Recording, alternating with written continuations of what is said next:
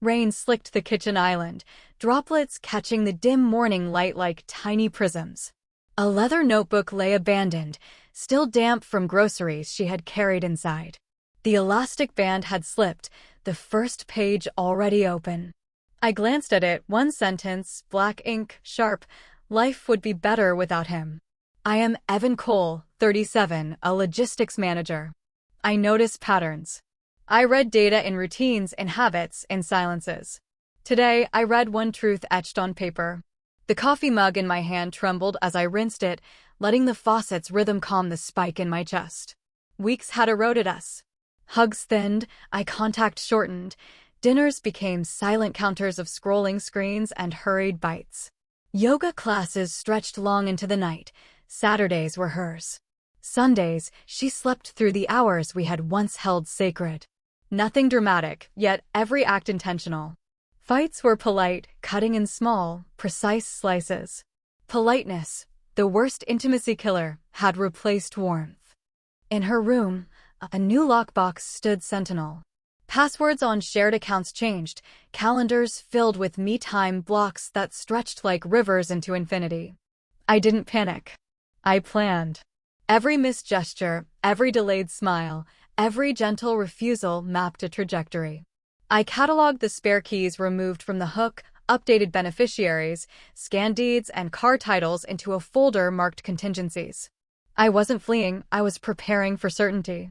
My hands followed routine as my mind decoded signals, journal entries, receipts, her careful rearrangement of space. The sentence pressed like a warning. Yet the house carried memory. Tomatoes in the bowl, spinach in the crisper. Cups aligned, counters wiped. The journal page stayed on my mind, but I acted like the day demanded.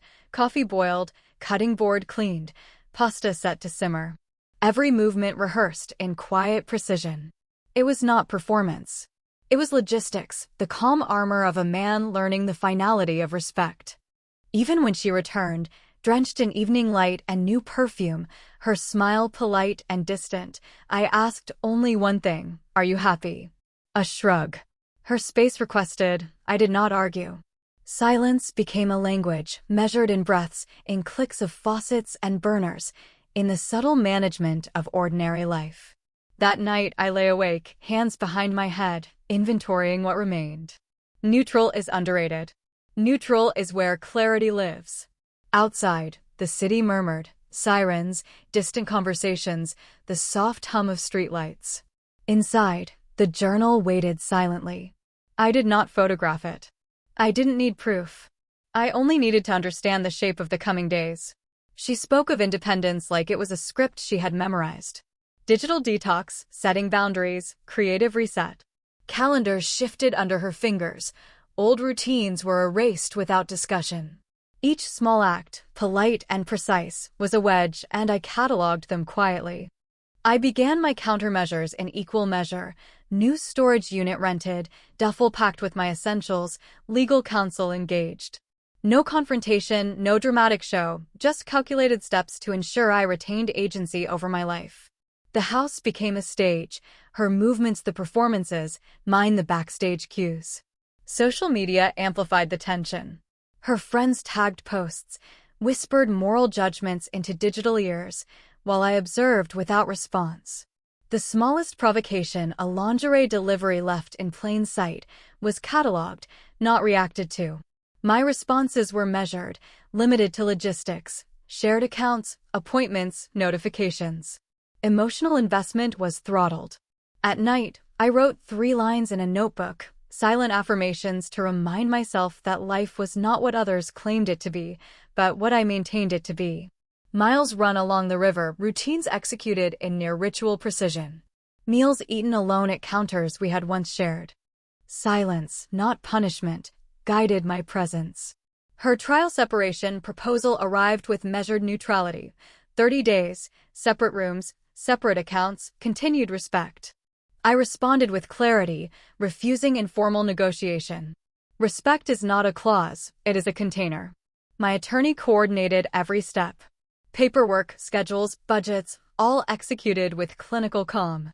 Even the simplest gestures, texting if she would be late, leaving notes under lamps, became systems of communication. Each act balanced care with detachment. She attempted to reach, testing boundaries with mirrors of past intimacies. I met them with precision. The daily grind of logistics, the work I knew intimately, offered grounding. Freight trucks obey schedules. Roads go where they must. I learned, in parallel, that people, unlike roads, need careful management to avoid accidents. She started softening, tentatively requesting presence, yet all interactions through counsel. Emotional flares were parsed carefully, apologies without ownership, explanations without commitment. I cataloged everything. I responded with measured, factual kindness, never emotion untempered by plan. The midpoint came quietly, as it often does. Her father called, hinting at external pressures, revealing the edges of consequences I had anticipated but not yet touched. Adults own the gap between expectation and reality. I did not flinch. The first informal meeting loomed. She arrived at the loft, security camera in view, hesitant, arms wrapped around herself, sunglasses hiding vulnerability. I chose routine, run along the river until my heartbeat matched the rhythm of the city. No rehearsal, no dramatics. The journal entry remained my North Star. Her messages shifted into apologies that were not admissions. Emotional leverage attempted subtly through texts and DMs. I cataloged each, filing the ephemeral into permanent mental logs. Forgiveness and access were different currencies. I controlled one, she earned the other. Her attempts at flirtation, nostalgic photos, and small provocations met logistical countermeasures. I blocked, adjusted, archived, and rotated only the things under my authority. Each calculated step ensured she could not reclaim the narrative over me. Professional life became my anchor. Louisville, Dallas, Charlotte blurred into a rhythm. Runs, logistics, family calls, all precise, all unembroidered by drama. Each day was maintenance of self. A small, unexpected call from her father revealed stakes beyond my planning, financial leverage, familial influence, but no emotional trap. The rules were clear. I managed only the controllables. Inventory day arrived, daylight sharp and decisive. Lawyers flanked both sides like guardrails. Every item, account, and habit cataloged and accounted for. No debates, no appeals to sentiment. She tested boundaries, but each interaction was met with calm precision. We negotiated assets with minimal words. The wedding china stayed with her, my tools remained with me. Retirement accounts split fairly. Emotional manipulation had no currency here, only structure, order, and respect. Each small compliance of hers reinforced my principle: respect is a container. Even her soft admissions of fear and miscommunication were met with acknowledgement, not indulgence. I allowed humanity without surrendering autonomy. Final agreement signed.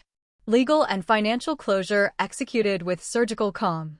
She asked softly about coffee, about reconnection, but I remained neutral, acknowledging only what the process allowed. The house emptied of our shared life. Boxes moved, photos stored, routines dissolved. My loft became sanctuary, neutral space where decisions were mine. The past was cataloged, not carried. Her final reset proposal arrived: rebuild, reconnect, reimagine, but through counsel only. I approved, maintaining autonomy. Emotional highs and lows were managed, cataloged, and observed, but no longer controlled me. Days became rhythms of self-determination. Runs along the river, nightly notebooks, measured routines. Silence carried clarity. Emails, texts, and appointments obeyed structure. Neutrality allowed space for reflection. The plant on the loft sill grew. The kettle boiled.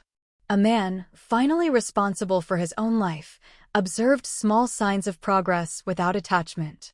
Weeks later, her last message arrived: "I'm sorry. I want us back." I forwarded it to counsel. Boundaries maintained, life reclaimed. Respect intact. The house, the past, the routines, they existed as memories. I continued my runs, wrote my lines, observed the small growths around me. Life, now separate and precise, carried its own quiet blessing. Evan Cole walked forward, carrying lessons, habits, and clarity, leaving behind performance for authenticity, love for respect, and rehearsal for reality.